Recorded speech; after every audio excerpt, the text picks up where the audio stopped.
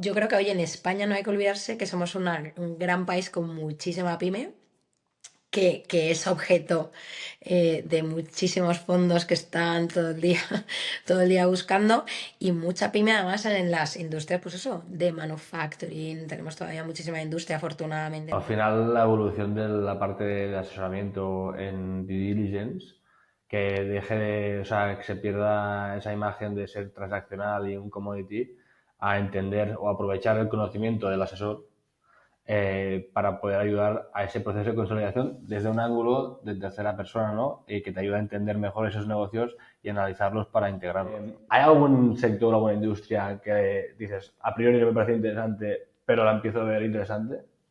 Bienvenidos al podcast de Dili. Rainmaker, las mejores historias de Money.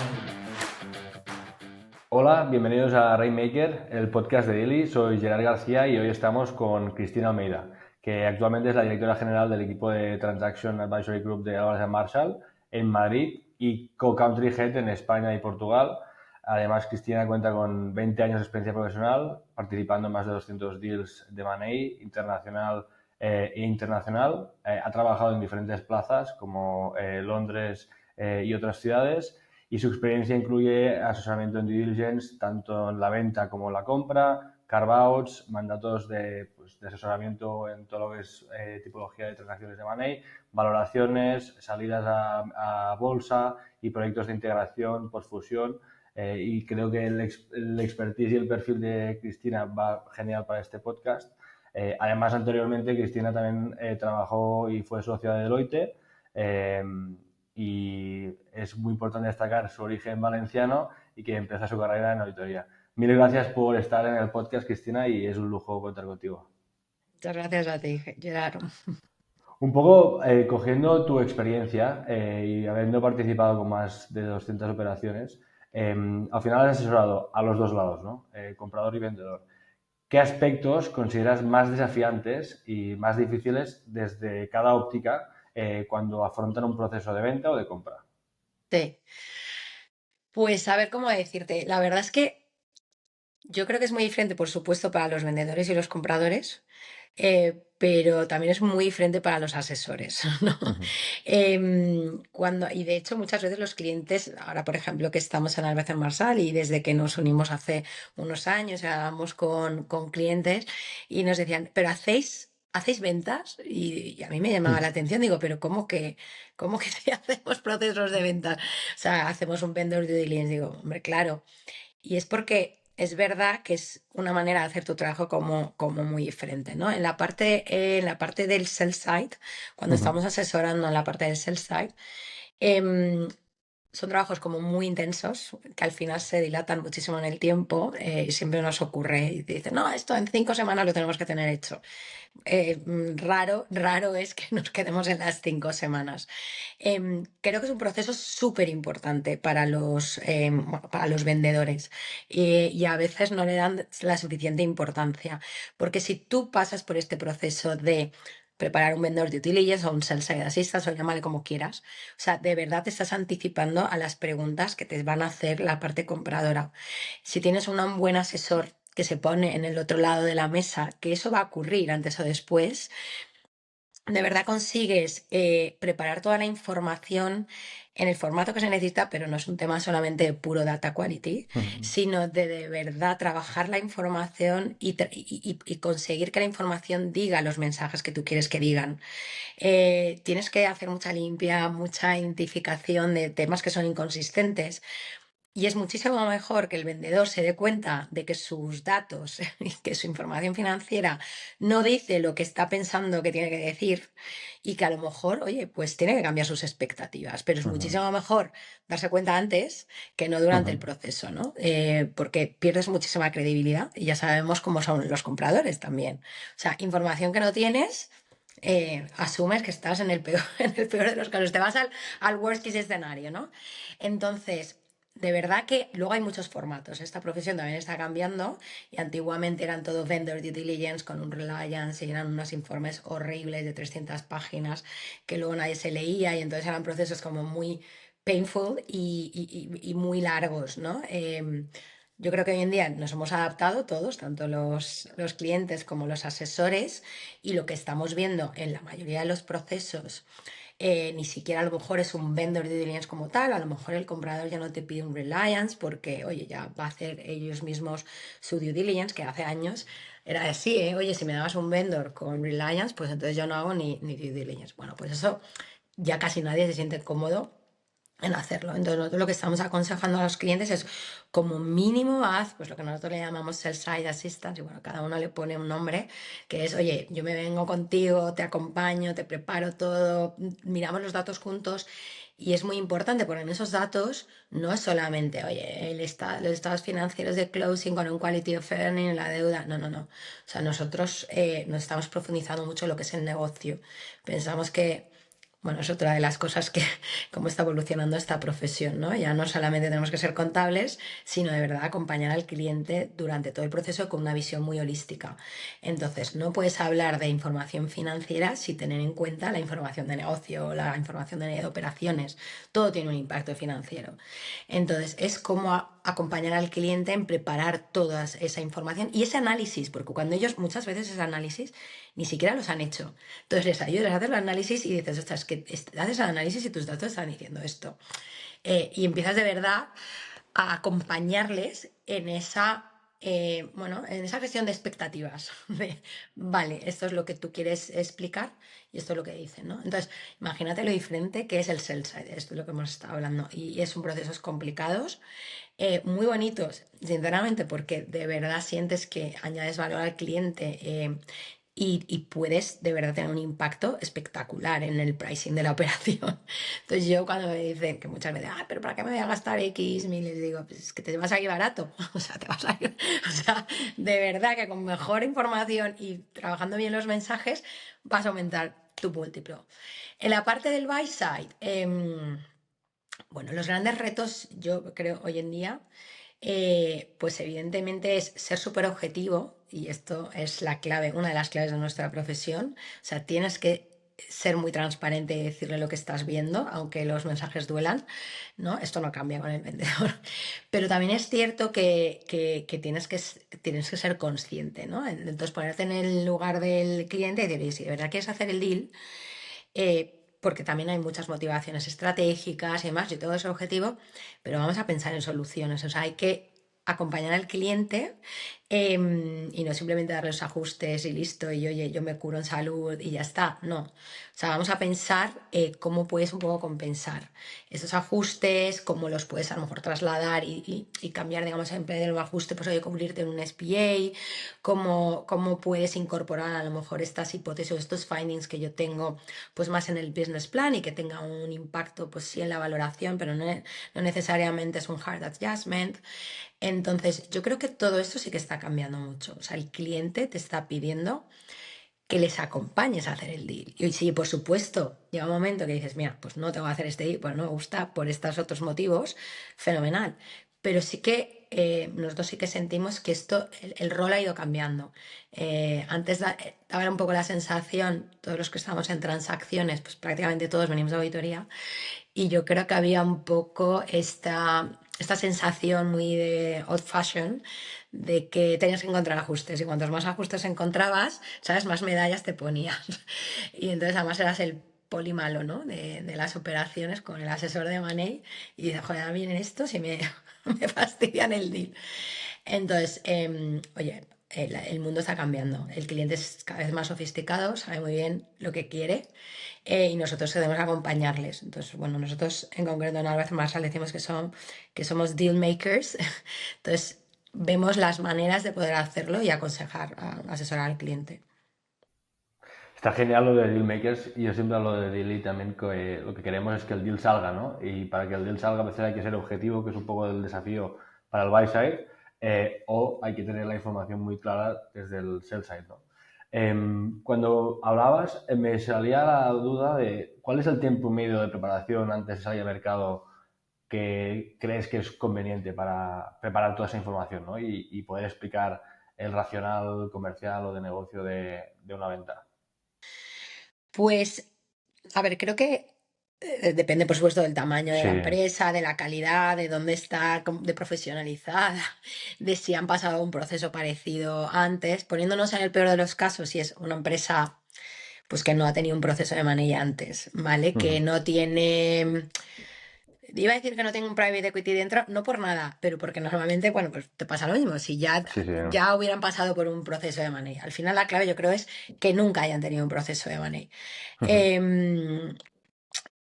Y esto es independiente que muchas veces te dicen, ya, pues si nosotros somos auditados, es que no tiene nada que ver. No, No, no. pues si aquí nosotros nos auditan. Y, hombre, claro.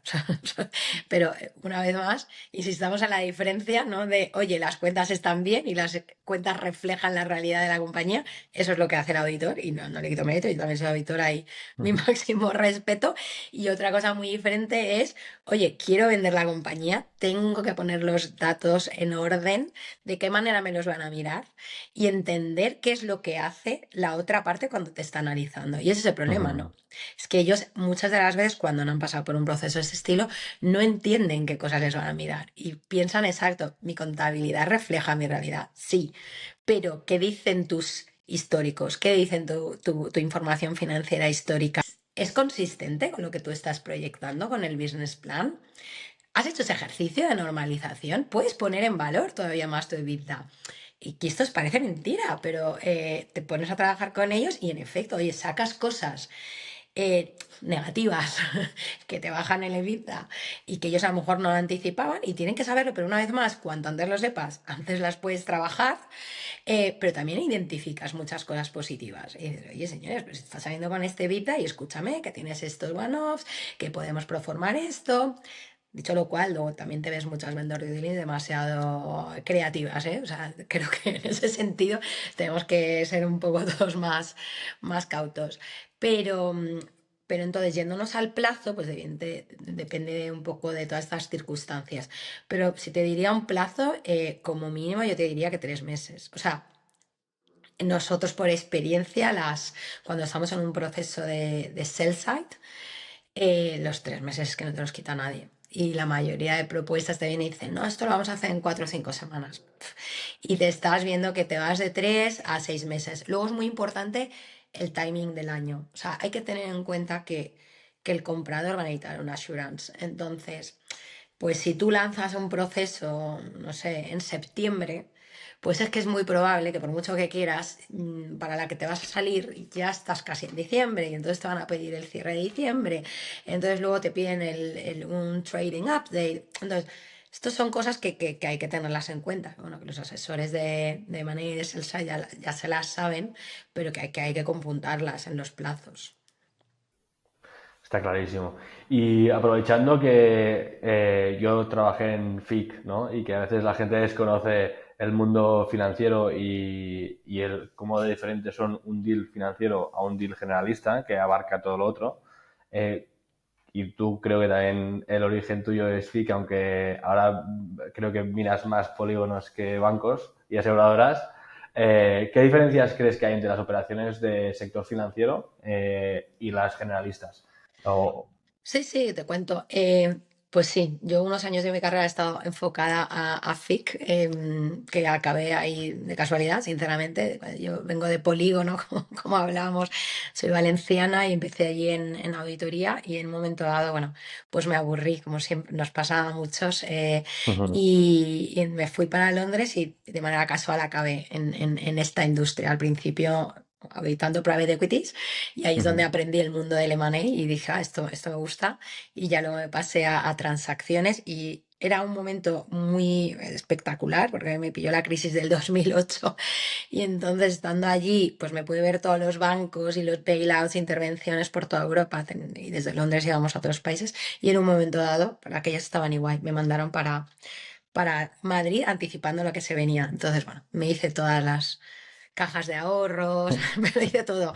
O sea, fascinante, la verdad, una época muy chula. Entonces, Ahora luego, pues oye, con el tiempo volví a mis orígenes, me apetecía, ya no era tan frenética la actividad en el sector financiero por razones obvias, afortunadamente, ¿no? Para la economía de nuestro país. Y volví a mis orígenes y me apetecía volver o sea, a plan general contable, que decimos en sentido general. La gran diferencia para mí, pues evidentemente es un sector regulado. A ver, cuando hablamos de FIC, es un término muy amplio. Ya no son solo bancos, ni muchísimo menos. Al final haces bancos, haces aseguradoras, haces gestoras, pero haces también mucho negocio de Big Data, que digo yo, ¿vale? Porque haces services, haces corredurías, haces muchas empresas, digamos, de servicios complementarios para los bancos, para las aseguradoras. Entonces, es un término muy amplio, FIC. Pero dicho lo cual, es verdad que el core de FIC, pues es, oye, banca, seguros y mercado de capitales, pues son sectores regulados para empezar, entonces evidentemente tiene una componente técnica muy profunda que da mucho, bueno, da mucho susto al principio Ujú, y tienes la sensación de que, bueno, que tienes que saber mucho de esto. ujú, Em, para mí lo más challenging es tus clientes. Tus clientes siempre han estado, siempre, por norma general, siempre han estado en esa industria toda la vida. Entonces, el director de desarrollo corporativo con el que tratas, el director financiero, que quieras, lleva 30 años o 40 años haciendo banca o haciendo mercado de capitales, haciendo seguros. Entonces, es muy retador. ujú. Porque son gente que buah, enseguida respetas muchísimo, saben muchísimo de su industria y tú, aunque haces FIC, pero dentro de FIC, pues oye, haces seguros o haces también. Entonces, siempre tienes la sensación de que controlas, pero que la gente que tienes delante sabe muchísimo. Eso no te digo que no pase en industrial, pero es verdad que en industrial, pues la gente tiene experiencia en muchos segmentos. O sea, es raro que tu interlocutor pues lleve 30 años haciendo exactamente lo mismo, pues educación o IT services o healthcare. O sea, algunos sí, pero normalmente tienes gente, digamos, como más polivalente. Para mí es un poco la gran diferencia desde el punto de vista del advisor. Y luego, evidentemente, los plazos de las operaciones reguladas pues, son muy diferentes, la tipología de servicios que tienes que incorporar en los Ujú. deals de FIC.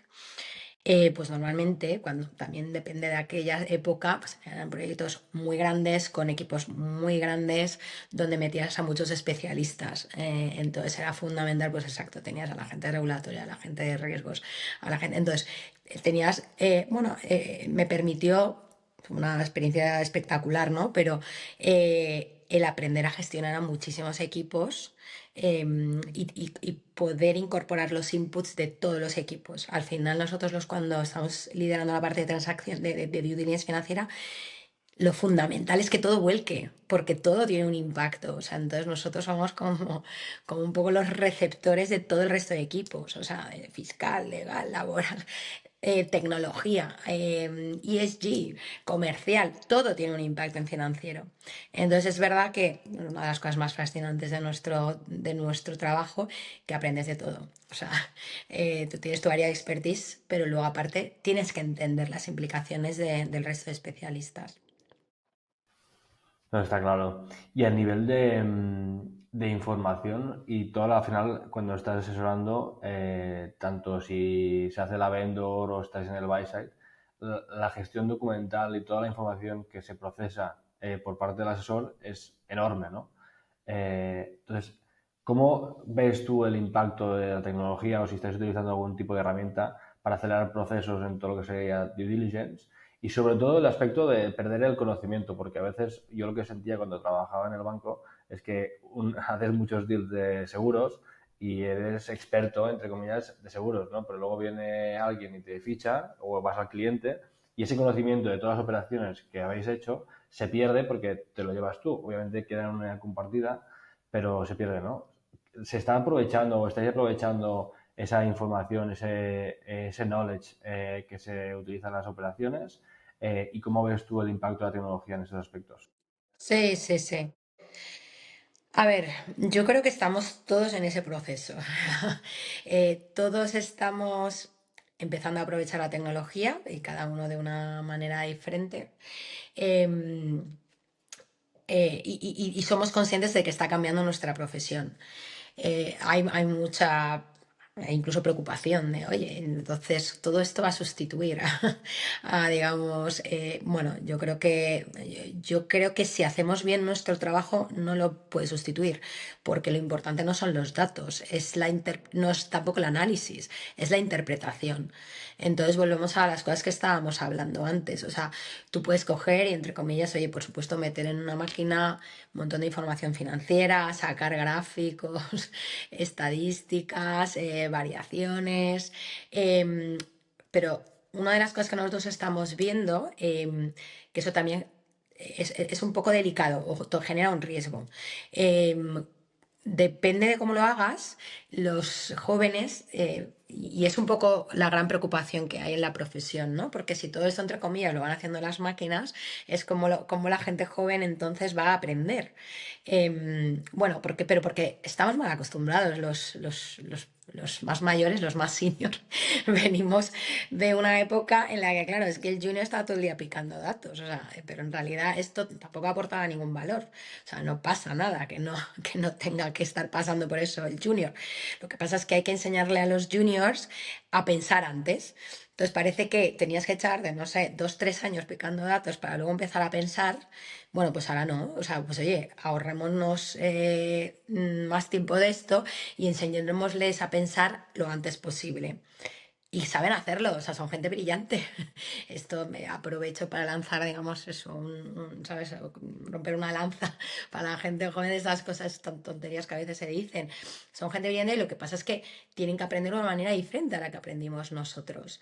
Entonces, vamos a poder tener gente mucho más preparada porque tendrás la información mucho más preparada y entonces, digamos, acortamos los plazos. También se acortarán, entre comillas, las carreras, pero ¿por qué no? O sea, no significa que porque antes las cosas se hacían así, ahora no, se tengan que seguir haciendo diferentes.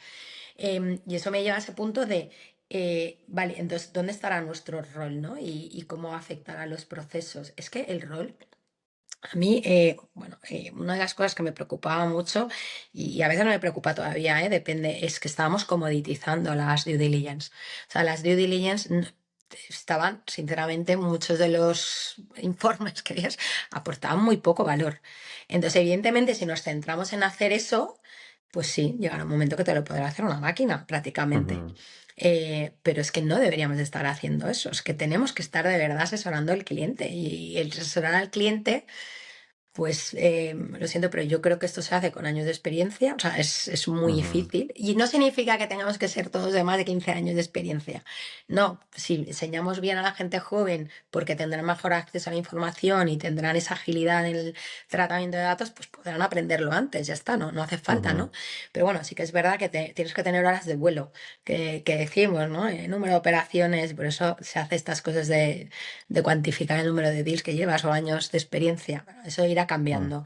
Pero nos tenemos que centrar en eso, en qué dicen los datos, cómo se interpretan y ser capaz de interrelacionar los datos de todos. Hablábamos antes de los equipos. O sea, una máquina, por llevarlo al absurdo, lo que hablábamos, te puede coger y analizar, pero ¿cuál es el criterio de verdad entender las implicaciones de lo que está sacando el especialista del área comercial?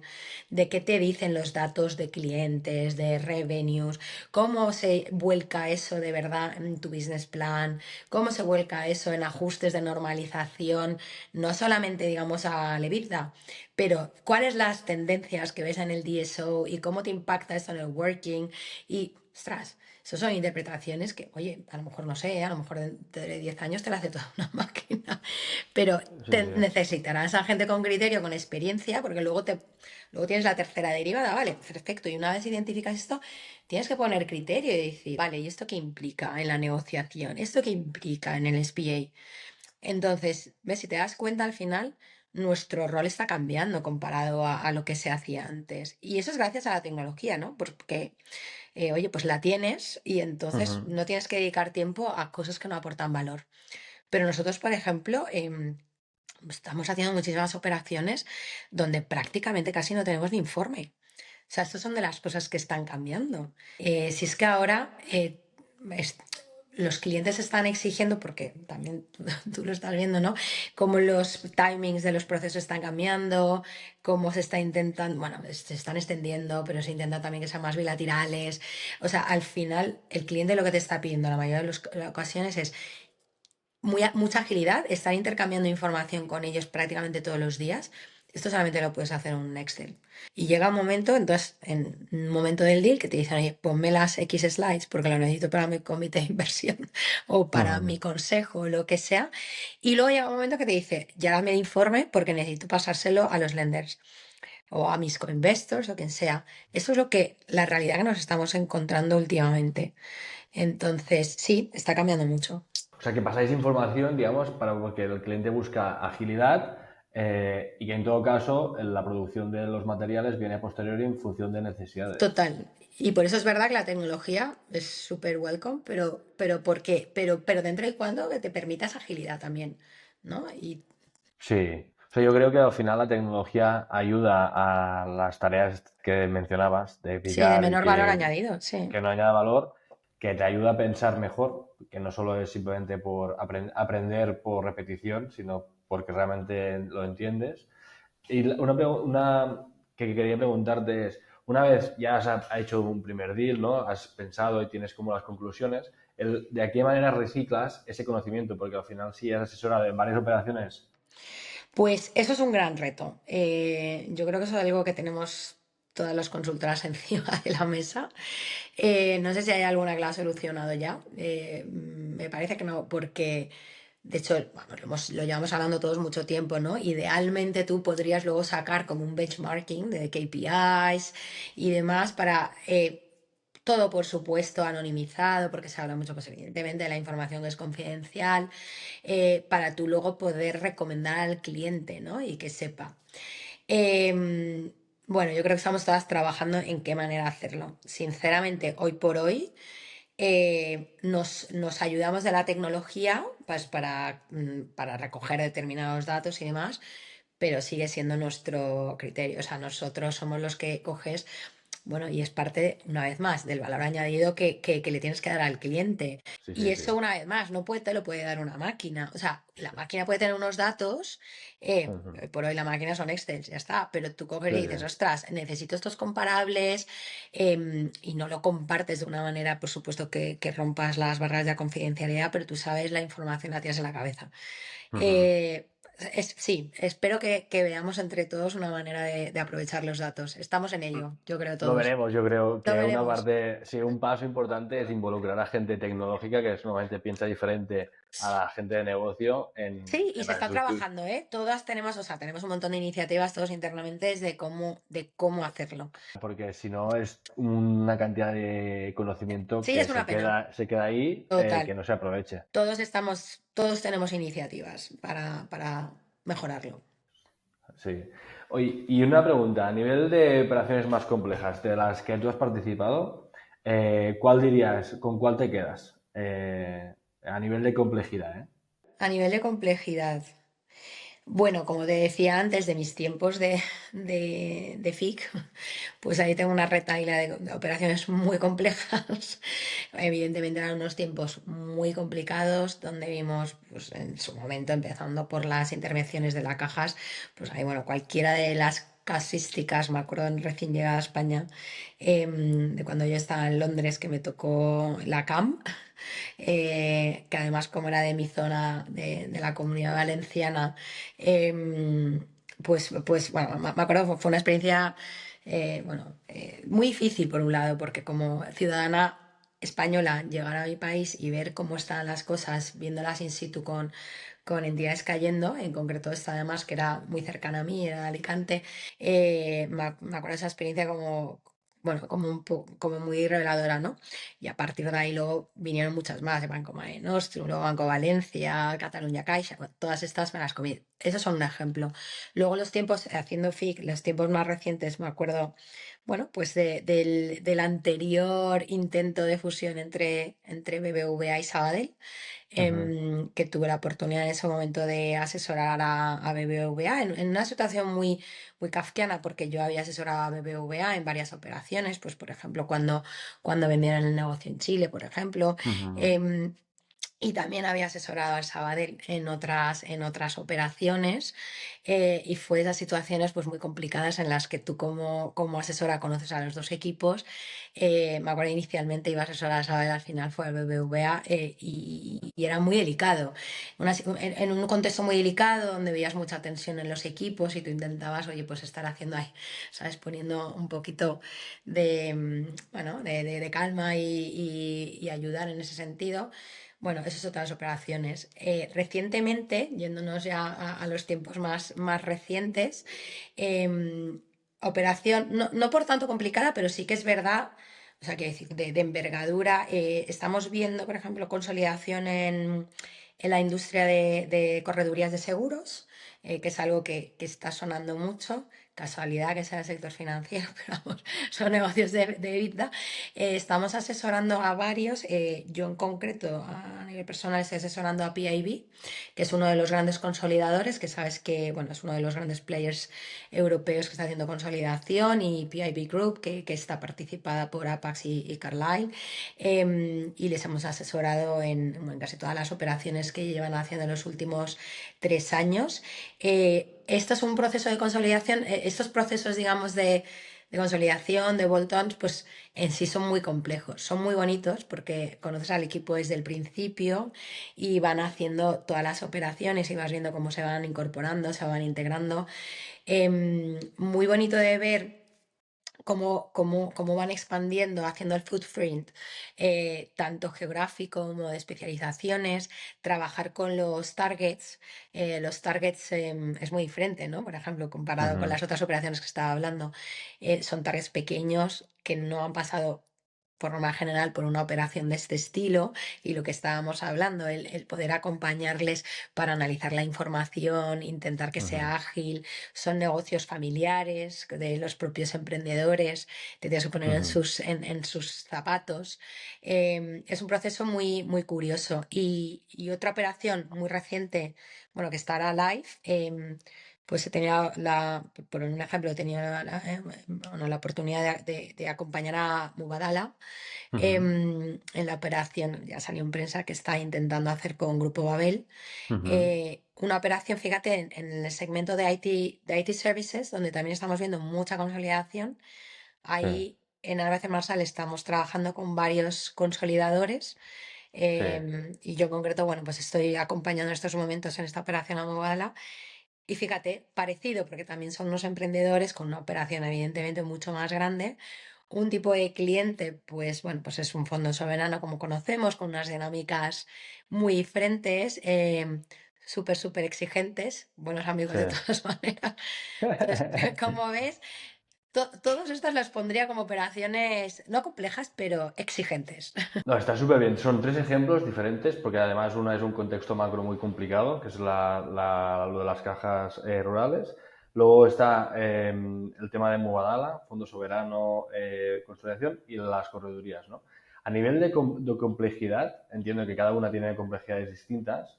La complejidad te puede venir por el vendedor o por el comprador. La parte o sea, ¿qué destacarías como complejo en estas operaciones? Es decir, es el tema regulatorio, es el tema de solape de clientes, aseguradoras con las cuales trabajan, por ejemplo, las corredurías, es los ratios que pueden tener cada una y cómo se cruzan entre ellos. A nivel de la integración de cajas, para la gente que no lo vivió, eh, ¿qué destacarías de esas integraciones? Y la parte de Muadala, pues un poco parecido, ¿no? O sea, para rascar un poco y profundizar en estas tres. A ver, cuando fueron los de las cajas, evidentemente la complejidad era el momento histórico de crisis que teníamos en España. Y en aquel momento, pues evidentemente era lo que nosotros decíamos, identificar o limpiar los balances, fíjate. O sea, es que era un enfoque de due diligence muy radicalmente Ya. diferente. O sea, tú cogías el balance y tenías que identificar los activos tóxicos, que le llamábamos en aquel momento. No tendrían nada que ver a, por ejemplo, ahora, pues si mañana, bueno, pues la operación que está ahora mismo un poco en ciernes, que Sí. se habla, ¿no? De la operación de otra vez, ¿no? De BBVA con Sabadell. Una vez más, no tendría nada que ver, o sea, porque aquí pues entrarían evidentemente pues ya criterios muchísimo más de negocio, ¿vale? En una situación performing. Entonces, es verdad que las circunstancias pues te diferencian, ¿no? O te traen, digamos, una complejidad. Aquel momento además eran intervenciones del FROB, bueno, eran complejísimas por las circunstancias, ¿vale? Y la información, entiendo por lo que estás diciendo, es que la información no, o sea, no estaba digitalizada o quizá no No, había... claro. Pero son la Además época de de los data años rooms. que eran unos cuantos años, imagínate. Entonces, nada que ver, esto era de verdad de sentarse, de rascar, de hacer tu revisión de expedientes. Pues yo me acuerdo de hacer data rooms físicos Sí, sí. cerrados con. Todavía, eso yo lo he llegado, lo he llegado a ver. Yo llegué a hacer un Así de, data room físico. Atarros físicos cerrados que te tenían ahí, que no podías tener móviles, o sea, de esas hemos visto todavía, fíjate. Además, claro, el volumen de la información era brutal. O sea, era una barbaridad. Ahora, afortunadamente, pasamos los años, todo eso ha cambiado por el acceso a la información, la que tú dices, y cómo está todo gestionado. Y afortunadamente, pues ya no estamos en un contexto de estrés donde nos encontremos estas historias, ¿no? Entonces, llevándonos, por ejemplo, a lo que estábamos hablando, pues llevándonos a estos dos ejemplos, para mí lo que está tomando más relevancia es el negocio. O sea, y a lo Ujú. mejor es también porque, una vez más, es que estamos cambiando el concepto de la due diligence y yo creo que para bien, ¿no? Es que antes parecía que la due diligence era contable y por eso te decían, y todavía nos dicen, ¿eh? A veces, el otro día fui a una compañía y los de seguridad me ven, a lo mejor esto ya no lo podemos engañar, y me dice que soy los auditores, digo, sí, sí, te quedas con, ¿sabes? La Sí, imagen de auditor de por vida. Pero bueno, que más allá de esa anécdota, es verdad que tienen sí. la sensación de auditores porque se asociaba mucho a la contabilidad. Y no es así, o sea, pienso, ¿eh? Y para mí también es lo bonito de poder hacerlo ahora de otra manera, porque eso es muy aburrido, lo siento, por la parte que toca, porque si te quedas solamente con lo contable es muy aburrido. Y de verdad es que es la interpretación de toda la información y los impactos que tienen a nivel financiero. Entonces, estamos viendo mucho más la importancia del análisis del negocio. Y tú hablabas, los clientes. Eso es fundamental. Precisamente en estos dos La correduría, casuísticas. ¿no? Hablamos ahora. O Hablamos sea, de, es por la ejemplo, integración. consolidación de corredurías, ¿vale? Que es Ujú. una tendencia que estamos viendo muchos deals en España en estos momentos. O hablamos de consolidación de IT services. Bueno, son dos de segmentos que están ocurriendo live. Pues clarísimamente en el tema de corredurías es fundamental entender el negocio de la correduría y entender, digamos, cómo compara con el resto de las corredurías con las que vas a integrar, pues cuáles son evidentemente los ramos, cuáles son, digamos, las aseguradoras con las que se está trabajando, cuáles son la prima media que están consiguiendo, identificar, digamos, las oportunidades de mejora que tienes, digamos, en esas carteras. Por supuesto, entender la base de clientes, entender, digamos, cuál es el stickiness que hablábamos, que esto sí que me recuerda mucho a los tiempos de banca, de entender el stickiness de esa cartera, ¿vale? Sí. Pero si te das cuenta, y por supuesto luego te tienes que mirar la PL y tienes que identificar el OPEX y tienes que normalizar y hacer el quality of earnings, por supuesto. Ujú. Em, pero todo eso está teniendo muchísima más importancia. Y te vas a la IT Services y en un sentido diferente, pero te pasa lo mismo. Oye, es la tipología de proyectos y es muy diferente unos proyectos que Ujú. otros, cuál es la duración y cómo es y fíjate cómo están, bueno, pues cómo los están facturando, cómo se están incurriendo en este concreto, además como servidores profesionales lo entendemos todos muy Ujú. bien, ¿no? Pero cuál es el ratio hora medio, cuál es la ocupación de las Ujú. plantillas, qué clientes tienes, cuál es el stickiness, la recurrencia, o sea, y ahí tienes. Fíjate la de tipos de análisis que se está diciendo, pero es que luego todo eso, por supuesto, si estás haciendo una consolidación, tienes que entender cómo complementa con el resto de de los otros adones que estás incorporando, ¿vale? Pero además tienes que entender, fíjate, en función de toda tu cartera de clientes de proyectos, tal, luego tiene un impacto, pues por ejemplo, lo que estábamos hablando en DSO, y de verdad tiene un impacto en working capital. Entonces, todo eso, entre comillas, pues a lo mejor depende, ¿eh? ¿Qué análisis y quién lo hace? ¿Lo hace la due diligence comercial? ¿Lo hacemos nosotros? O sea, es que no se da lo mismo. O sea, no digo da lo mismo, que cada uno tiene su especialidad y por supuesto no le quito valor. Pero que digo, cuando hagas el análisis, lo importante es ver luego las implicaciones que tiene para el resto. Eso es lo verdaderamente importante. Entonces, si te das cuenta, para mí, desde luego, se ha ido sofisticando mucho el análisis, porque verdaderamente además, evidentemente los clientes también están más sofisticados, porque todos tenemos más acceso a la información, porque la información es mejor, porque tenemos más herramientas para poder, digamos, gestionar mejor la información y los análisis. Entonces, te das cuenta, va un poco todo de la mano, ¿no? De lo que estábamos hablando. Muy interesante. Al final, la evolución de la parte de asesoramiento en due diligence, que deje de, o sea, que se pierda esa imagen de ser transaccional y un commodity, a entender o aprovechar el conocimiento del asesor para poder ayudar a ese proceso de consolidación desde un ángulo de tercera persona, ¿no? Y que te ayuda a entender mejor esos negocios y analizarlos para integrarlos, ¿no? Claro, es que los tienes que analizar para que ellos tengan la base correcta de información y luego Sí. ir un poco más allá. Por supuesto, gestionar los riesgos, mitigarlos, pero muy importante también identificar las oportunidades de creación de valor, que es Sí, esa sí, parte sí. más operacional que creo que es clave. Esto lo llevamos oyendo hace un tiempo, pues más por la parte de los private equities, pero bueno, es sentido común y lo está aplicando todo el mundo. Y entonces esa parte, cuando tú de verdad profundizas en la parte de negocio, en la parte de operaciones, Ujú. con el apoyo de los compañeros que haga falta o de otros asesores, y cada uno zapatero sus zapatos, pero tienes que ponerlo todo en común. Ahí es donde se aprovecha el conocimiento que hablábamos, que aún no hemos conseguido que sea automático, pero que sí que con la experiencia previa aprovechas para poder aportar valor al cliente, ¿no? Y, y un poco para cerrar la entrevista, ¿te atreverías a mojarte en sectores o áreas que crees que sean protagonistas a nivel de operaciones en España, al menos? Sí. A ver, yo creo que todos venimos ya un tiempo hablando, pues eso, de los sectores un poquito, bueno, que se están poniendo un poco más de moda, pero porque a lo mejor también se estaban viendo menos impactadas las fluctuaciones de consumo, de manufacturing, de materias primas, que y fíjate que esto va cambiando as we speak, ¿no? Porque hace un tiempo decíamos que estábamos ahora como ya más estables y que todo esto había pasado y ahora de repente vienen otras tensiones geopolíticas que no sabes cómo te van a afectar. Entonces sí que es verdad que parecían que había una serie de sectores que estaban un poco más a expensas de estas tensiones. Pues hemos hablado mucho todos de tecnología, de software, que son sectores que hasta hace relativamente poco no habíamos visto tracción en M&A en España, ¿no? Eso, por supuesto, todos anticipamos que seguirán. Otros sectores que también se consideran un poco más resilient para España, pues healthcare, ¿no? Porque además healthcare es un sector súper importante para España, donde tenemos muchísimo que decir.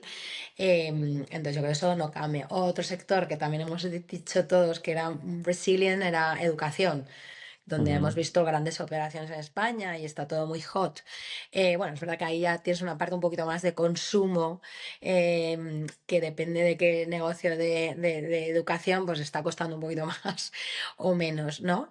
Pero luego yo creo que hoy en España no hay que olvidarse que somos un gran país con muchísima pyme, que es objeto, de muchísimos fondos que están todo el día, todo el día buscando, y mucha pyme además en las industrias, pues eso, de Ujú. manufacturing. Tenemos todavía muchísima industria, afortunadamente. Entonces, quiero pensar que se están alineando un poco las planetas para que se retome y que Ujú. tiene que haber muchas operaciones en este sentido en España. O sea, queda muchísimo recorrido. ¿Y hay algún sector que hayas visto pasar por delante tuyo que digas, ostras, nunca había pensado que esto sería interesante y a partir de eso lo has empezado a mirar, ¿no? Te pongo un ejemplo.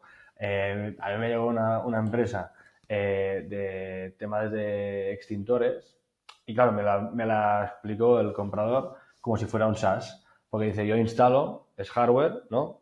Pago y luego es un recurrente por planta y por extintor. Entonces, el extintor hay una probabilidad que se abra pues determinada, ¿no? Que se ve que hay una fórmula y todo, y me lo vendió como si fuera un SaaS, ¿no? Y eso me sorprendió. A partir de ese entonces he visto muchas operaciones de PCIs, ¿no?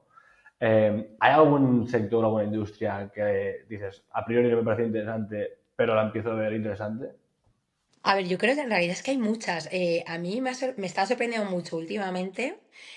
todo lo que llaman infra, o sea, que es como muy gracioso, ¿no? O sea, gracioso para los que a lo mejor desde el desconocimiento y tú pensabas, oye, que infra, pues esto, pues eran carreteras, eran no, bueno, pues puentes o aeropuertos.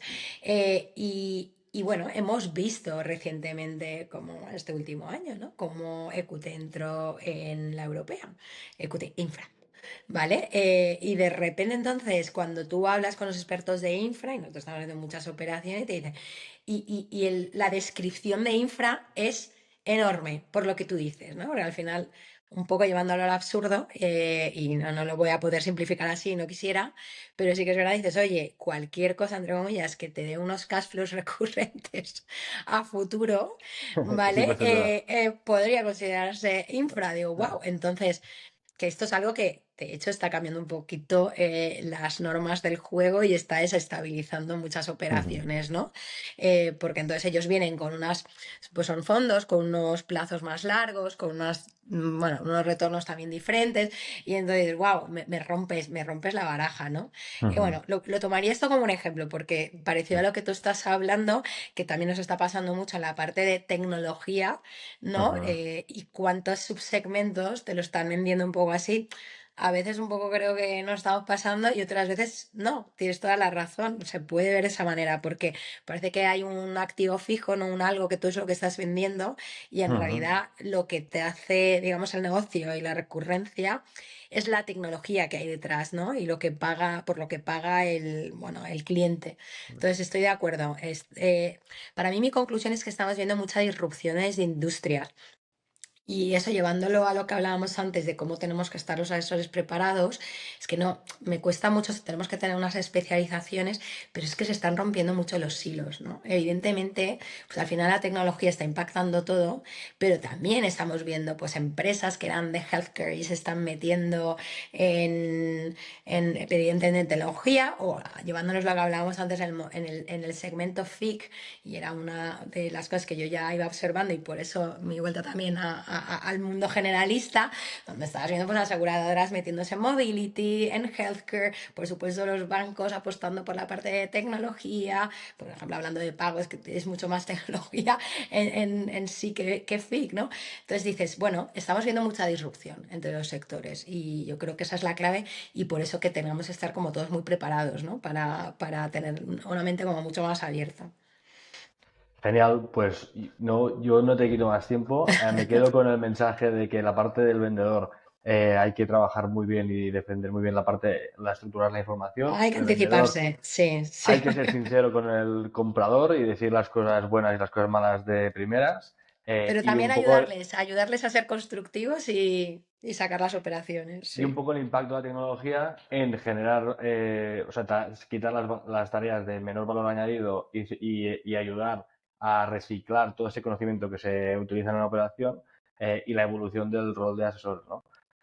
Total. Mil gracias por estar en el podcast y contento de haber podido compartir tu testimonio. Gracias a vosotros, Gerard. Un placer. Gracias, Cristina. A ti.